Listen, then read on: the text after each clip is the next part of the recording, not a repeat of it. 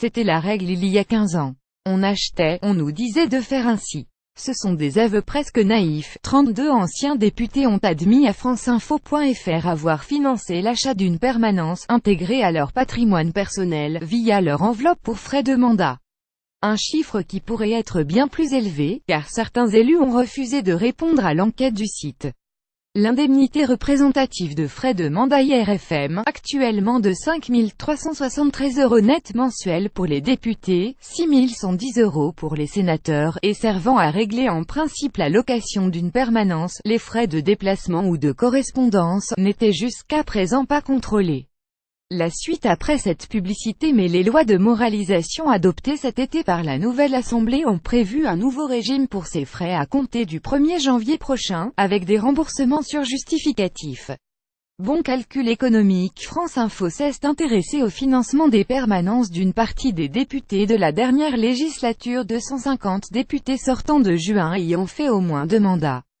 152 ont répondu. Près d'un sur deux étaient propriétaires de sa permanence et 32 ont reconnu le recours à l'IRFM, au moins partiellement, pour financer cette acquisition. Les noms de François Sauvadet-Hudi, Geneviève Fioraso PS, Alain Geste ou encore Guy Geoffroy LR sont cités, certains ayant revendu leur permanence depuis, avec une plus-value à la clé. France Info propose même à ses lecteurs un moteur de recherche pour se renseigner sur leurs députés sortants. Certains n'ont pas répondu mais seraient également propriétaires grâce à leur IRFM. L'Association pour une démocratie directe avait déjà dénoncé en 2015 le fait que nombre de parlementaires, au moins une vingtaine, aient utilisé leur IRFM pour acquérir leur local de permanence. Plusieurs élus de tous bords avaient assuré y avoir été encouragés et avaient plaidé le bon calcul économique, l'achat étant plus intéressant que la location selon eux.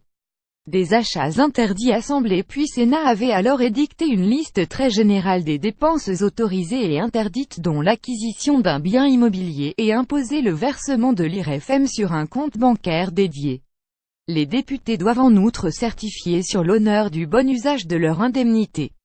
Aux grandes dames d'associations militant pour la transparence et l'exemplarité, les biens acquis antérieurement à cette réforme par les députés peuvent continuer d'être financés par l'IRFM.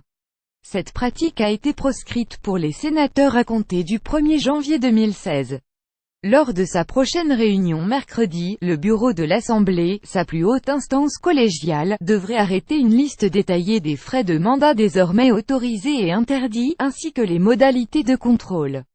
Les questeurs, chargés de la gestion de l'Assemblée, ont suggéré d'écrire noir sur blanc que les dépenses de nature à enrichir le patrimoine personnel du député ou de ses collaborateurs sont interdites. Achat d'un bien immobilier, d'un véhicule ou encore travaux réalisés dans la permanence dont le député serait déjà propriétaire. Il prévoit jusqu'à alors que les dépenses pour l'acquisition d'un bien immobilier avant février 2015 pourront continuer d'être prises en charge. Plainte contre Jean-Jacques Urvoas. Dorénavant interdit, ces achats sont-ils néanmoins illégaux? La justice sera appelée à trancher. Une association anticorruption du Finistère a en effet déjà déposé une plainte contre l'ancien député PS du Finistère, Jean-Jacques Urvoas, lui reprochant l'acquisition en 2008 de sa permanence parlementaire avec des fonds publics, a confirmé ce jeudi le parquet de Quimper. Selon la plainte, datée de mercredi et dont l'AFP cesse de procurer une copie, Jean-Jacques Urvoas aurait contracté en 2008 2 emprunts bonifiés auprès de l'Assemblée nationale pour un montant total de 203 206 €. Ces emprunts, sur 10 ans, auraient été remboursés sur les frais de mission mensuels parlementaires pour 1 950 € les 5 premières années, puis 1 607,98 € les 5 suivantes. En juillet 2017, Jean-Jacques Urvoas, ancien garde des Sceaux, aurait offert à la location le bien, évalué en 2013 à 210 000 €, pour un loyer mensuel de 1 650 €. La plainte estime que cet enrichissement personnel par un mécanisme d'acquisition et de translation de propriété est constitutif d'une infraction à la loi pénale. L'ancien député du Finistère, battu aux dernières législatives, contacté par l'AFP, n'était pas joignable dans l'immédiat. RF avec AFP.